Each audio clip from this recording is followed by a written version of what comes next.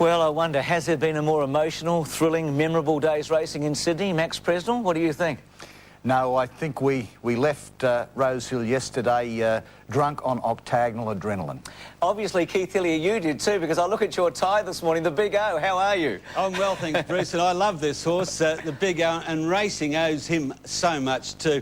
Sensational performance of octagonal. Can't wait to talk about it with you guys. Yeah, well, John Hawkes is with us, as he was a few weeks ago, when he had a go at you, Keith, because you reckon Saintly would have beaten him down in Melbourne, but that's another story. John, just on octagonal before we go to the slipper, is this his best before? I mean, what gave you the bigger thrill? The Cox Plate, the big wins as a 3-year-old in Sydney last year, the Chipping Norton, the Australian Cup, or this one? I think they're all different, Bruce. You know, I mean, they're different highs. I mean, I think the emotion yesterday was, you know, just the crowd and just the euphoria for after the Australian Cup. I mean, they're just completely different. I mean, I suppose the Cox Plate is still one that'll stick in my mind. He wasn't a champion then. All the others, he was a champion.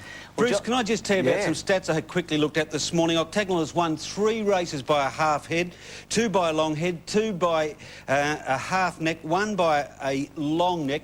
He's won 8 races, 7 at Group 1 level, by the total margin of a distance less than the length of Max Presnell's trouser belt.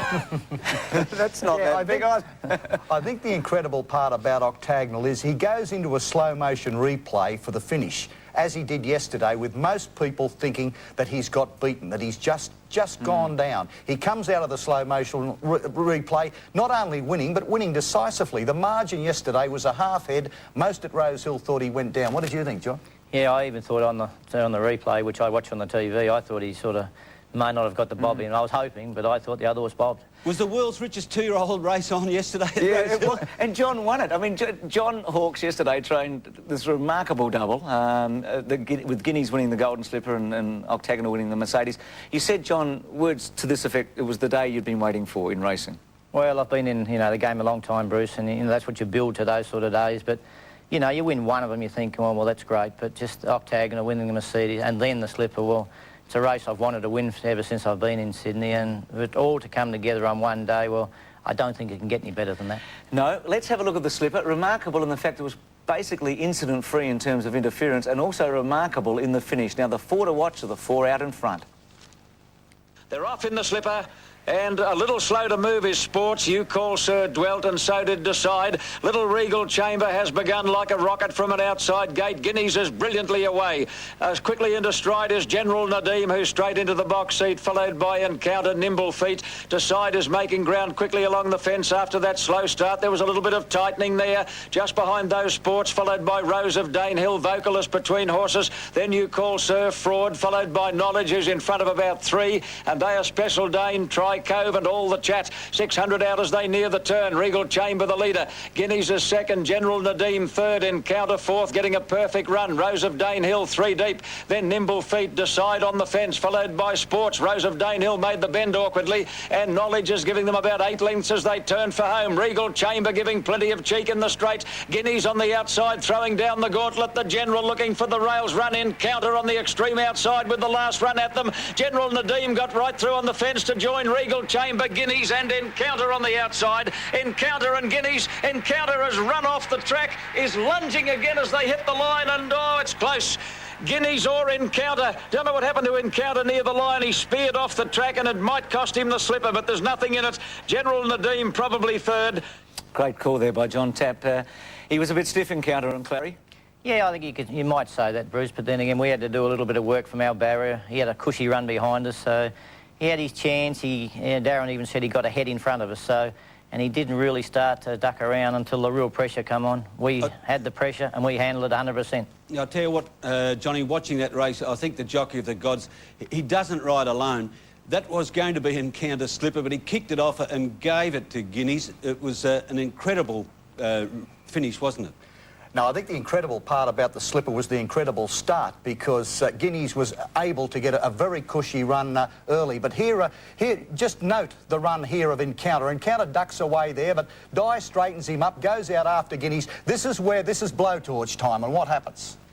That is where Encounter lost the race. It was a pressure test, as John said, like when you had to dig deep to find out just where the stamina and guts was. Well, Guineas found it. Did Encounter.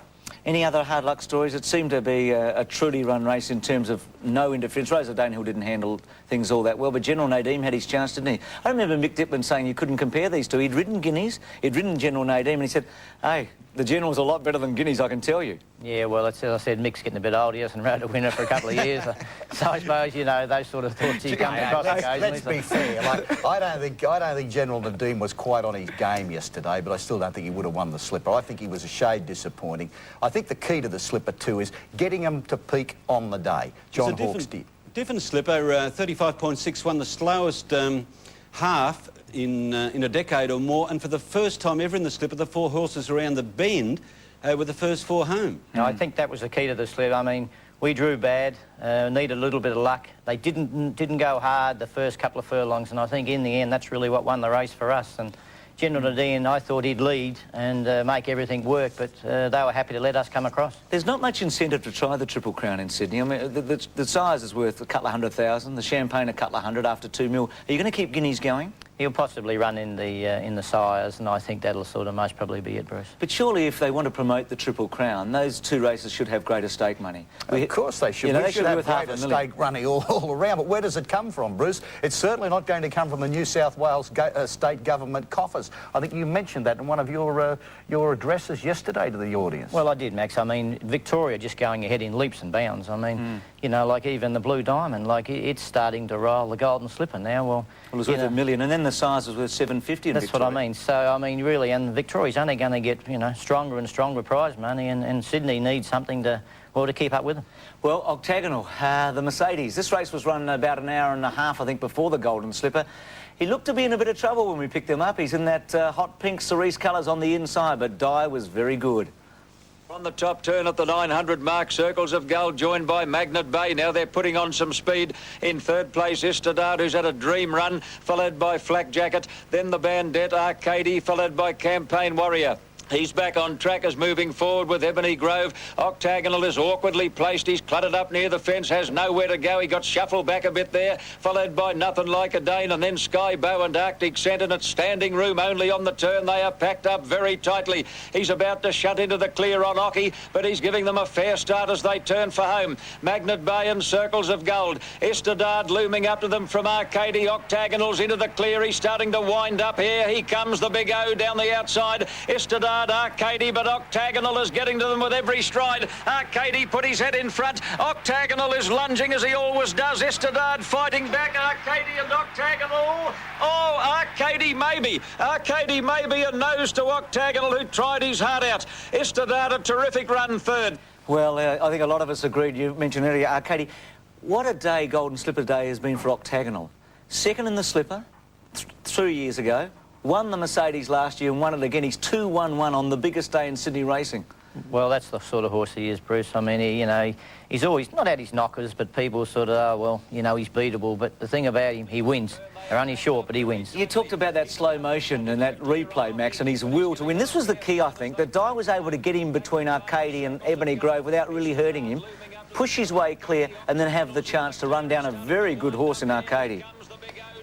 Yes, certainly Arcady is the improver. Arcady won the Queen Bee Cup only recently, but have a look at this. This is a magnificent performance. Arcady is definitely a weight for age horse here, and he's taken Octagonal right to the wire. Physically, does a run like that take much out of Octagonal? I mean, what's your experience? What do you have to do with him the day after and a couple? Do you have to cuddle him back? Yeah, some days he put it. Today he really knew he had a race. Yesterday, you know, he started before he pulled up fine, but he really knows, you know, he's had a race. But you know, give him a couple of days, he sort of bounces back pretty well, Bruce, and because when they win, he wins. He knows he wins, and that makes him pull up better. The Chief Steward confirmed that Octagonal was behind a half stride before the post, and again behind a half stride after it. He's got an amazing record of narrow winning margins. Bruce, I want to ask you, because you know all sports, have you ever... Is there a sport that could equate to the reaction from the crowd yesterday? I mean, the jockey leading the public with 3 cheers, people reaching over the fence to touch the owners. I've never seen scenes like it in my career in racing, not ever. No, it's right up there with all the greats in any sport, isn't it? When it's almost their farewell lap of honour. The big question is now, John, what or where does Octagonal go to from here? Well, I think if he pulls up well and does well a week, he'll run in the Queen Elizabeth, and then, well, whether he goes to Brisbane, that's going to be, you know, debatable. But I think he'll get to the Queen Elizabeth all right, and perhaps it'll be, you know, a good way to go out. But he can't do much more than he's done, you know. I mean, there isn't really much left that the horse can do. You almost feel like that would have been a good way to finish. Jack Ingham, who's got something to say about it, you spoke to him, Max, after the race, and this is what he thinks about Octagonal's future. Well, unbelievable. The people are unbelievable. I can't believe how they just love the horse. I mean, we love him, but it's just a fighter, I think. That's the thing. Jack, where does he go from here? Will you run him again? Well, if he pulls up good, he'll probably run in the Rambler, in the Queen Elizabeth. Can you guarantee it'll be any easier than it was today? Well, it's never easy. That's the problem. It's a heart failure job, Max, you know that. Good slingers, the Chicken Kings? They pay well, Bruce. They pay well. I spoke to Jack this morning also, and he confirmed what he said and what Johnny's saying too, Bruce and Max, that this will probably, all being well, Octagonal's Melba, his final farewell at Randwick, and Jack's on the committee. There'd be a fitting one, wouldn't it? Bruce, I did put it on Jack later. I said, Jack, why don't you pull the plug now? You can't top that. That was one of the great wins on the Australian tour. Why don't you stop it? He said, what, don't you want to see him win again? Actually, the AJC should pay him appearance money to run in the Queen Elizabeth. The race is not worth it, I reckon, if he gets beaten in terms of prize money. I know it's Group 1. John Hawkes, well done. A remarkable chapter in Australian racing yesterday, and you were right there at the forefront. Thanks very much, Bruce. It was one of the best days